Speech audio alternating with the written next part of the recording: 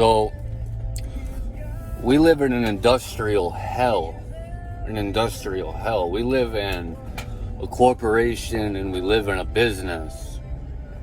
And mind your business. And people are busy. And, the world revolves around busyness. The majority of the profit goes to a small percent of people. So the majority of the business, the industrial hell around you, everything that you see every day, this constant commotion, is all for a small percentage of people with an evil agenda.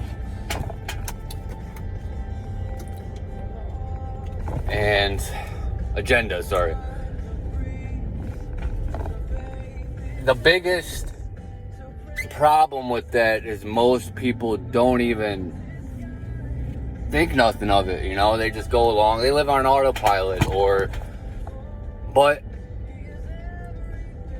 the reality is, if you look at it throughout all history, the majority of people lived in rural areas most of the time, and we're slowly getting pushed into being more and more clustered together, which is not natural. Humans are territorial. It does something to you. You don't even want somebody in your backyard, man, let alone on top of each other, and all the scientific literature to prove that we live in a health epidemic, and the noise pollution, the air pollution, the everything is just causing health conditions back to back, and there's nothing done about it. And with nothing done about it means there's no real progression. So it's like, who's behind it and who's pulling the strings? Why aren't people less stressed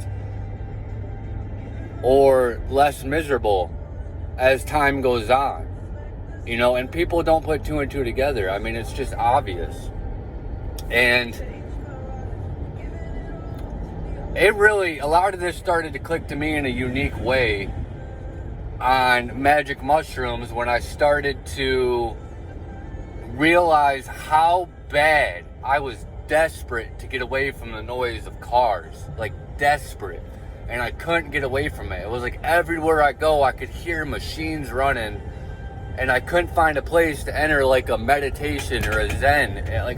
There was nowhere to go. And it was like a bad trip. And I've kept that sensitivity ever since that, and people call it misophonia. But I'm extremely sensitive to the machine world, to the airplanes that never stop flying above me, to the vehicles that you can hear no matter where you go. Like the Harley Davidson and the sports cars alone, you can hear those things for 3, 4, 5 miles out in the middle of nowhere. That's how bad the noise pollution from those things are. You can look at the brain scans where you can see people's brain waves change sitting next to, say, a freeway versus only listening to birds chirp or the sound of wind, and what that does to your nervous system and your body's ability to heal or remain in a state of clarity. Now, you got to understand, if the world is like a giant puddle, and in this puddle, you can see a reflection when it's untampered with. Your reflection is clear, but as droplets enter this puddle, as things become distorted, the clarity goes away, and you have trouble seeing yourself. And that's life. That's life in a nutshell. Everything around us all the time is raindrops on a puddle that prevent life from ever being still, and from people as a collective coming to a sense of true clarity and unity. That's never going to happen. The reason that's never going to happen is because we live in an industrial hell, a never-ending business. And you can try to justify it. People got to work, but at the root of it, it's unnecessary. And the majority of it is all for a small minority of people for their evil agendas and plans. It's not a conspiracy, and if you think it is, you're a retard. You're a retard and you're part of the problem. You're stupid. It's really that simple. Your third eye blind, your clarity's gone, you need to lay off the fluoride. Something's been done to these people that no matter what, they get angry. You talk to people about the truth like this and they get angry like you're shoving religion down their throat. You talk to them about how geoengineering's on government official websites and they admit to doing it, and they still get angry and want to push back like you're stupid and don't know what you're talking about, because these same stupid people won't have no desire or true hunger for truth. They don't want to know the truth. And unfortunately, most people around us don't care about the truth.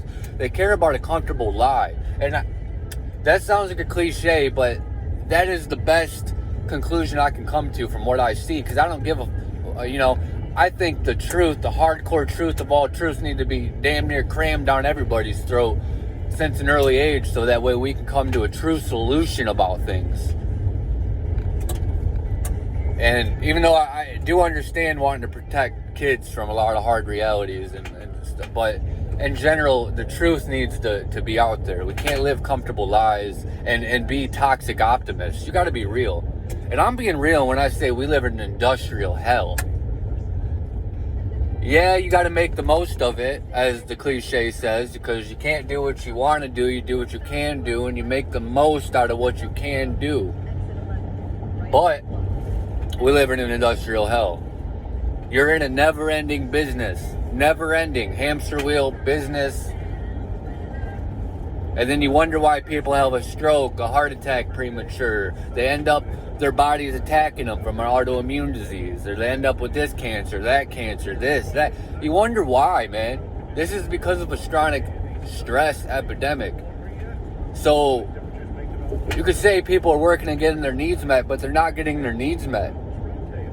People don't get their needs. If people got their needs met, things wouldn't be like this. Most people aren't even happy. It's obvious. And so many people are so self-absorbed that they'll never come to that obvious realization. Almost everybody is unhappy today. And I try to call it out for what it is and why. And if people question this and more people understand why, then something will be done about it. It's like people think talking about problems doesn't do anything about it. Yes, it does. Why do you think there's so much energy into causing disinformation and people separated and having us talk on the internet where it's like a game of telephone and information gets scrambled and scrambled and scrambled? Because when we have people really communicating with each other in communities and stuff, real information is getting passed nonstop. There's not all this room for disinformation the way there is on the internet. But I'm going to end this with the fact that we live in an industrial hell, man. So just try to hang in there.